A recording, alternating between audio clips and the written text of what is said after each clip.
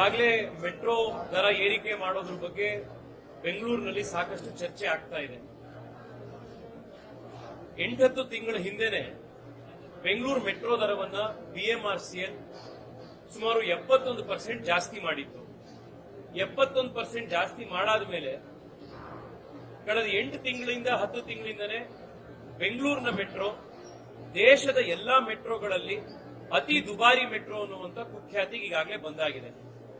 ಜನ ಇನ್ನು 8 ತಿಂಗಳ ಹಿಂದೆ ಕೊಟ್ಟಿರೋ ಬರೆಯಿಂದ ಚೇತರಿಸಿಕೊಳ್ಳೋ ಅಷ್ಟೊತ್ತಿಗೆನೆ ಈಗಾಗಲೇ 2ನೇ ಬಾರಿ ಮತ್ತೆ ಮೆಟ್ರೋ ದರವನ್ನು ಏರಿಕೆ ಮಾಡೋದಕ್ಕೆ ರಾಜ್ಯ ಸರ್ಕಾರ BMRCL ಸಿದ್ಧವಾಗಿದೆ.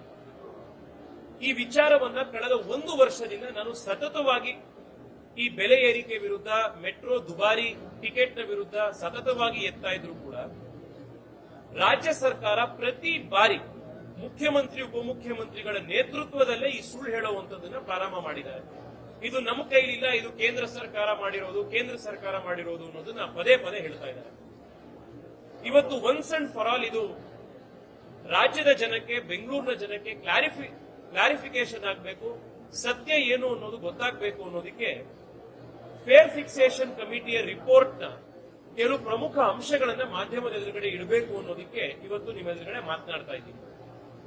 ಇದಕ್ಕೆ ಪರಿಹಾರ ಒದಗಿಸೋದು ಹೇಗೆ ಅನ್ನೋದ್ರ ಕಡೆಗೂ ಕೂಡ ರಾಜ್ಯ ಸರ್ಕಾರಕ್ಕೆ 1-2 ಅಂಶಗಳನ್ನು ಕೂಡ ತಿಳಿಸುವಂತದ್ದಿದೆ. ಮೊದಲನೇದು, ರಾಜ್ಯ ಸರ್ಕಾರ ಫೇರ್ ಫಿಕ್ಸೇಷನ್ ಕಮಿಟಿಯನ್ನ ರಚನೆ ಮಾಡಿ ಅಂತ ಹೇಳಿ 1 ಅಲ್ಲ 2 ಅಲ್ಲ 4 ಬಾರಿ ಕೇಂದ್ರಕ್ಕೆ ಪತ್ರ ಬರೆದ ನಂತರವೇ ಫೇರ್ ಫಿಕ್ಸೇಷನ್ ಕಮಿಟಿಯನ್ನ ರಚನೆ ಮಾಡಿರುವಂತದ್ದು. ಇದು ಮೊದಲನೇದು. ಕೇಂದ್ರ ಸರ್ಕಾರ ತನ್ನಿಷ್ಟಕ್ಕೆ ತಾನೇ ತನಿಗೆ ಬೇಕು ಅನ್ನಿಸಿದಾಗ ಫೇರ್ ಫಿಕ್ಸೇಷನ್ ಕಮಿಟಿಯನ್ನ ರಚನೆ ಮಾಡಿ ಮೆಟ್ರೋ ದರವನ್ನ ಪರಿಷ್ಕರಣೆ ಮಾಡಿರೋದಲ್ಲ. ರಾಜ್ಯ ಸರ್ಕಾರ ಪದೇ ಪದೇ ಪತ್ರವನ್ನು ಬರೆದಿರೋದಕ್ಕೋಸ್ಕರ ಕೇಂದ್ರ ಸರ್ಕಾರದ ಫೇರ್ ಫಿಕ್ಸೇಷನ್ ಕಮಿಟಿ ರಚನೆಯ ಅನಿವಾರ್ಯತೆ ಬಂದಿತ್ತು. ಎರಡನೇದು, ಮೆಟ್ರೋ BMRCL ಏನಿದೆ ಅದು ರಾಜ್ಯ ಮತ್ತು ಕೇಂದ್ರ ಸರ್ಕಾರದ ಒಂದು ಸ್ಪೆಷಲ್ ಪರ್ಪಸ್ ವೆಹಿಕಲ್, ಒಂದು ಜಾಯಿಂಟ್ ಪ್ರಾಜೆಕ್ಟ್ ಇದೆ. ರಾಜ್ಯ ಮತ್ತು ಕೇಂದ್ರ ಸರ್ಕಾರದ ಮಧ್ಯದಲ್ಲಿ BMRCL ನ ಒಂದು MOU ಇದೆ. ಆ MOU ಅಲ್ಲಿ ಫೇರ್ ಫಿಕ್ಸೇಷನ್ ಅನ್ನುವಂಥದ್ದು ಪ್ರೈಮರಿಲಿ ರಾಜ್ಯ ಸರ್ಕಾರದ ಜವಾಬ್ದಾರಿ. ಇದು ನಾನು ನಿಮಗೆ ಕಾಪಿಗಳನ್ನು ಕೂಡ ಕೊಡೋರಿದ್ದೇನೆ. ಇದರಲ್ಲಿ ರಾಜ್ಯ ಸರ್ಕಾರದ ಆಬ್ಲಿಗೇಷನ್ ಏನು ಅನ್ನುವಂಥದ್ದು ಬಹಳ ಸ್ಪಷ್ಟವಾಗಿದೆ. ಪ್ಯಾರಾಗ್ರಾಫ್ 12.32 ಇದರಲ್ಲಿ ಏನ್ ಹೇಳುತ್ತೆ? To make statutory institutional arrangement for periodic fare revision for not only proposed metro but also for other competing modes excluding suburban railway. ಇದನ್ನು ಬರೆದಿದ್ದಾರೆ. ನೆಕ್ಸ್ಟ್, BMRCL ಆಬ್ಲಿಗೇಷನ್ ಏನು? ಪೀರಿಯಾಡಿಕ್ ಫೇರ್ ಫಿಕ್ಸೇಷನ್ ಮಾಡುವಂಥದ್ದು, ರಿವಿಷನ್ ಮಾಡುವಂಥದ್ದು BMRCL ನ ಕರ್ತವ್ಯ. Implement fare revision framework operationally ಇದೆಲ್ಲ. Central government obligation ಏನು? ಇಲ್ಲೇ ಬರೀತಾರೆ 13.11 ಅಲ್ಲಿ. To set up fare fixation committee periodically based on the request of SPV in accordance with metro act 2002. ಈ MOU ಏನ್ ಹೇಳುತ್ತೆ? ರಾಜ್ಯ ಸರ್ಕಾರದ ಆಗ್ರಹದ ಮೇರೆಗೆ ಕೇಂದ್ರ ಸರ್ಕಾರ ಫೇರ್ ಫಿಕ್ಸೇಷನ್ ಕಮಿಟಿಯನ್ನ ಮಾಡಬೇಕು ಅಂತ. 1 ಅಲ್ಲ 4 ಪತ್ರಗಳನ್ನು ಬರೆದು ಫೇರ್ ಫಿಕ್ಸೇಷನ್ ಕಮಿಟಿ ಮಾಡಿ ಅಂತ ಹೇಳಿ ರಾಜ್ಯ ಸರ್ಕಾರ ಕೇಳಿರೋದು. ಯಾಕೆ ಕೇಳಿದ್ರು ಇವರು? ಇವರ ಗ್ಯಾರಂಟಿಗಳಿಂದಾಗಿ ರಾಜ್ಯ ಸರ್ಕಾರ ಇವತ್ತು ದಿವಾಳಿ ಎದ್ದೋಗಿದೆ. ರಾಜ್ಯ ಸರ್ಕಾರದ ಹತ್ರ ಶಾಡೋ ಕ್ಯಾಶ್ ಸಪೋರ್ಟ್ ಅನ್ನುವಂಥದ್ದನ್ನ ಏನ್ ರಾಜ್ಯ ಸರ್ಕಾರ ಬಿಜೆಪಿ ಇದ್ದಾಗ ರಾಜ್ಯದಲ್ಲಿ, ಕರ್ನಾಟಕದಲ್ಲಿ, ಬೆಂಗಳೂರಿನಲ್ಲಿ ಮೆಟ್ರೋ ಕೊಡ್ತಾ ಇತ್ತು, ಅದನ್ನ ಇವತ್ತು ಕೊಡುವಂತ ಶಕ್ತಿ, ಸಾಮರ್ಥ್ಯ ಇವತ್ತು ಇವ್ರ ಸರ್ಕಾರಕ್ಕೆ ಉಳಿದಿಲ್ಲ. ಅದಕ್ಕೋಸ್ಕರ ನೀವು ಫೇರ್ ಫಿಕ್ಸೇಷನ್ ಅನ್ನ ಮಾಡಿ ಅಂತ ರಾಜ್ಯ ಸರ್ಕಾರ ಬರೋದು. ಫೇರ್ ಫಿಕ್ಸೇಷನ್ ಕಮಿಟಿ ರಚನೆ ಆಯಿತು. ಫೇರ್ ಫಿಕ್ಸೇಷನ್ ಕಮಿಟಿ ರಚನೆ ಆದ್ಮೇಲೆ ಫೇರ್ ಫಿಕ್ಸೇಷನ್ ಕಮಿಟಿ ಎದುರುಗಡೆ ರಾಜ್ಯ ಸರ್ಕಾರ ಮಾಡಿದ ಆರ್ಗ್ಯುಮೆಂಟ್ ಏನು? ನಾನು ತಿರ್ಗಾ ನಿಮಗೆ ಫೇರ್ ಫಿಕ್ಸೇಷನ್ ಕಮಿಟಿ ರಿಪೋರ್ಟ್ ನಿಂದ ಓದ್ತೀನಿ. ಈ ರಿಪೋರ್ಟ್ ನಿಮ್ಮೆಲ್ಲರಿಗೂ ನೆನಪಿದೆ. ಫೇರ್ ಫಿಕ್ಸೇಷನ್ ಕಮಿಟಿ ರಿಪೋರ್ಟ್ ನ ಸಲ್ಲಿಸಿ ದರವನ್ನ ಏರಿಕೆ ಮಾಡಾದ ಮೇಲೂ ಕೂಡ ಸುಮಾರು 6 ತಿಂಗಳವರೆಗೆ ಈ ಫೇರ್ ಫಿಕ್ಸೇಷನ್ ಕಮಿಟಿಯನ್ನ BMRCL ರಾಜ್ಯ ಸರ್ಕಾರ ಪಬ್ಲಿಕ್ ಮಾಡಿರಲಿಲ್ಲ. ನಾನು ಕೋರ್ಟಿಗೆ ಹೋದೆ, ಕೋರ್ಟ್ ನಲ್ಲಿ ವಾದ ಮಾಡಿದ್ವಿ. Fair fixation committee public document ಯಾವ ಆಧಾರದ ಮೇಲೆ, ಯಾವ ಕಾರಣಕ್ಕೋಸ್ಕರ ಇಷ್ಟೊಂದು ದರ ಏರಿಕೆ ಮಾಡಿದೀರಾ ಅನ್ನುವಂಥದ್ದನ್ನ ಸಾರ್ವಜನಿಕರಿಗೆ ನೀವು ತಿಳಿಸಿ ಅಂತ ಹೇಳಿ ಕೋರ್ಟಿಗೆ ಹೋದ್ವಿ. ಕೋರ್ಟ್ ಡೈರೆಕ್ಷನ್ ಬಂದಾದ್ಮೇಲೆ 6 ತಿಂಗಳಾದ್ಮೇಲೆ ರಾಜ್ಯ ಸರ್ಕಾರ ಫೇರ್ ಫಿಕ್ಸೇಷನ್ ಕಮಿಟಿಯನ್ನ ಅನಿವಾರ್ಯ ಇಲ್ಲದೆ ಕೋರ್ಟ್ ಆರ್ಡರ್ಗೋಸ್ಕರ ಪಬ್ಲಿಕ್ ಮಾಡೋದು. ಈ ಫೇರ್ ಫಿಕ್ಸೇಷನ್ ಕಮಿಟಿ ಏನ್ ಹೇಳ್ತಾರೆ? ಇವತ್ತು ಕೇಂದ್ರಕ್ಕೆ ಮೋದಿ ಅವರಿಗೆ ಪ್ರತಿ ಬಾರಿ ಬಿಜೆಪಿ ಸಂಸದರಿಗೆ ಬೈಯುವಂತವ್ರು ಇದಕ್ಕೆ ಉತ್ತರ ಕೊಡಬೇಕು. ಇವತ್ತು ಮುಖ್ಯಮಂತ್ರಿಗಳು, ಉಪಮುಖ್ಯಮಂತ್ರಿಗಳು ಫೇರ್ ಫಿಕ್ಸೇಷನ್ ಕಮಿಟಿಲಿ ದಾಖಲು ಮಾಡ್ತಾರೆ. Officials from both the finance and urban departments of Government of Karnataka have brought to the attention of the Fair Fixation Committee the immediate need for upward revision of fares in order to reduce the financial burden on the state government. ಇವರು ಬರೆದಿರೋದು fair fixation ಕಮಿಟಿಯಲ್ಲಿ ಬರೀತಾರೆ.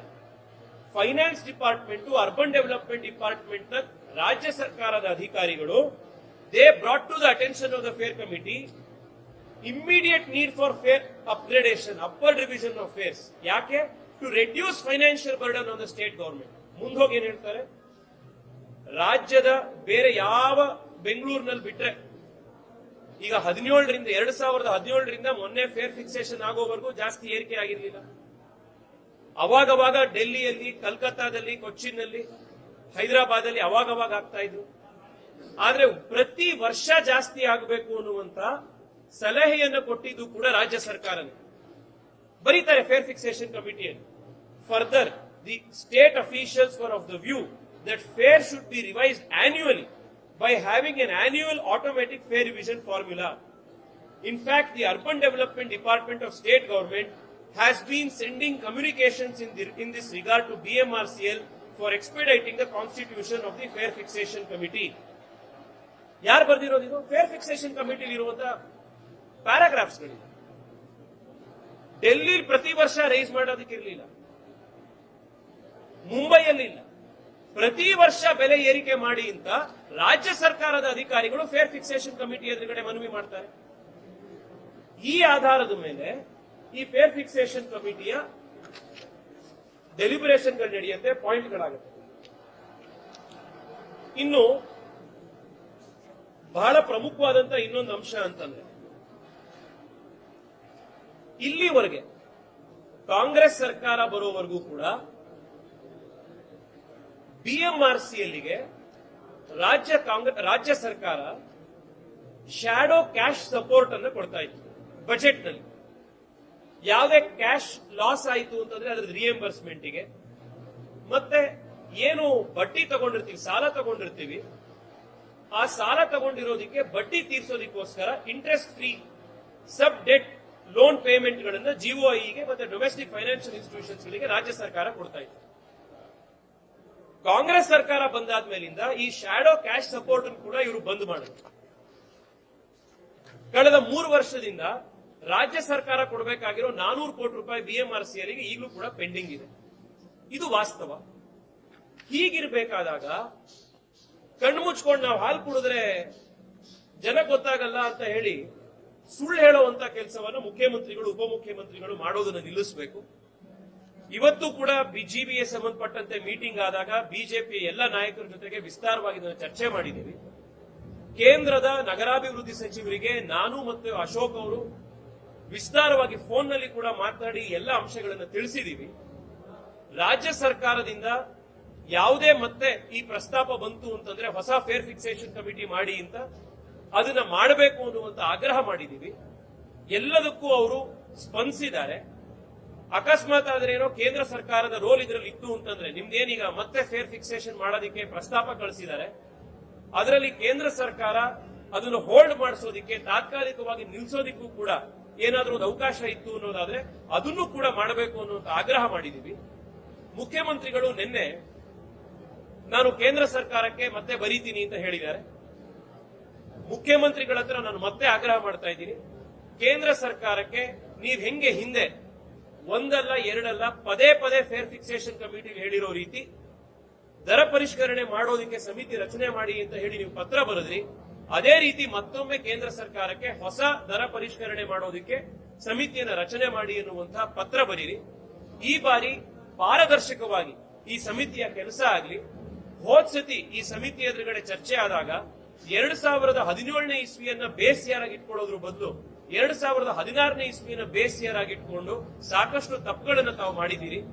ಇದರ ನಿಮ್ಮ ತಪ್ಪಿನಿಂದಾಗಿ ನಿಮ್ಮ ಸರ್ಕಾರ ಇವತ್ತು ದಿವಾಳಿ ಎದ್ದೋಗಿರೋದ್ರಿಂದಾಗಿ ರಾಜ್ಯದ ಜನ ಇವತ್ತು, ಬೆಂಗಳೂರಿನ ಜನ ಇವತ್ತು ಮೆಟ್ರೋ ದರವನ್ನ ಬರೆಯನ್ನ ಅವರು ಅನುಭವಿಸಬೇಕಾಗಿದೆ. If you like this video ಬೇಗ ಲೈಕ್ ಮಾಡಿ, ಕಾಮೆಂಟ್ ಮಾಡಿ, ಶೇರ್ ಮಾಡಿ ಹಾಗೂ ಯೋಯೋ ಟಿವಿ ಕನ್ನಡವನ್ನು ಸಬ್ಸ್ಕ್ರೈಬ್ ಮಾಡಿ.